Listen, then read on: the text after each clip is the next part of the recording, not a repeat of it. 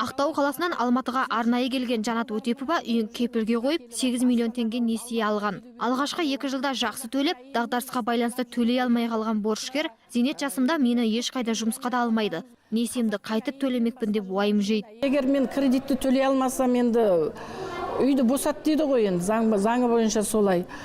Ал бірақ мен қазір үйден шығыңыздар десем, мен бір өзім емес қой, ол жерде 3 балам, 13 адам тұрамыз сол бір үйде. Мен барар жерім жоқ басқа. Бүгін осы мәселеге орай халықтың баспанасын қорғайық ұйымының белсенділер тобы бас қосып, бұл мәселеден шығу жолдарын қарастырды. Президенттен басқа барлық өкілетті орындарға кіріп шыққан біз деген белсенділер енді еліміздегі миллионерлерден көмек сұрамақ. Біз барлық жерге бас сұқтық, алайда нәтиже жоқ, көмек те жоқ. Енді бізге байшыгештерге жалынып, көмек сұрау ғана қалды. Forbes журналы еліміздегі ең бай 50 адамды анықтапты. Енді сол миллионерлерден көмек сұраймыз. Байлар садақа ретінде болсын. Байлығының 10%-ын борышкерлерге берсе болады ғой.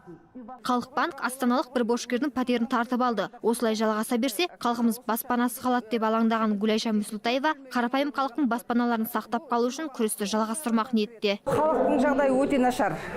Ол жағы үйін алып қойып жатыр, выселениеға жіберіп жатыр, сатып жіберіп жатыр.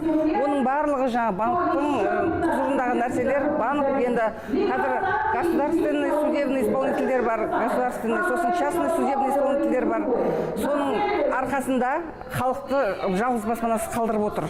Үкіметтен ешқандай көмек болмаса да, ең болмағанда банктегі жаңадан қосылған 0,1% деген пайыздық үстемесін алып тастауын сұраған борышкерлердің бұл өтініші де қанағаттандырылмапты. Бар үміті үзілген борышкерлер миллионерлерге ұсыныс жасаймыз деген үмітпен тарқасты. Ақбота Мұсабекқызы, Юрий Проводин, Қазақ Ньюс.